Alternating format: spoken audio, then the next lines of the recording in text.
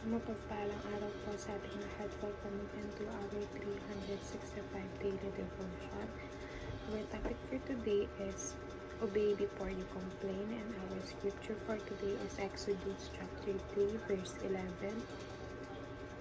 According sa verse, but Moses said to God, "Who am I that should go to Pharaoh and bring the Israelites out of Egypt?" And God said, "I will be with you, and this will be the sign to you that it is I who have sent you. When you have brought the people out of Egypt, you will worship God on this mountain."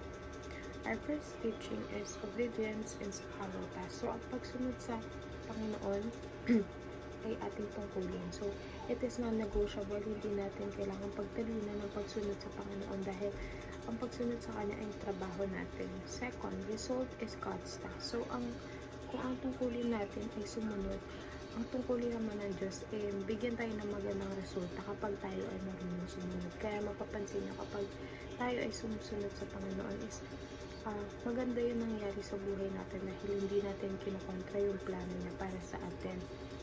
Third, experience God's promise. So, kapag tayo is marunong tayong sumunod sa Panginoon, hindi tayo tumataliwas sa mga katuruan niya o sa mga sinasabi niya sa Bible, is na-experience natin yung pangako niya sa atin na buhay na walang hanggan.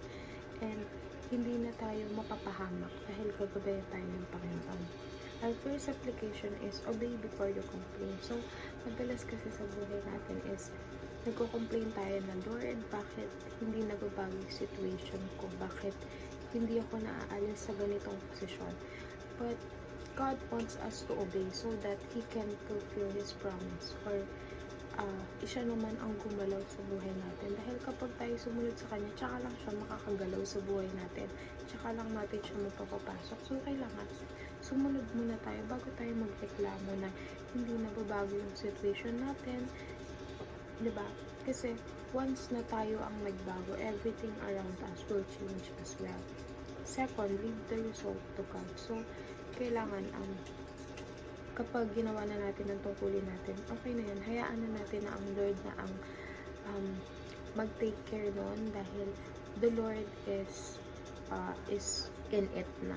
Kumbaga, alam niya na yung gagawin, alam niya na yung magiging resulta. So, what we need to do is leave it to God.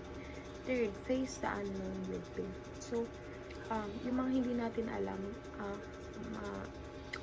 masasalubong natin yan or maharap natin yan ng kahit hindi natin paalam, kahit mga problems pa yan, kung meron tayong complete trust sa Panginoon at may pananampalataya tayo hindi niya tayo pababayaan.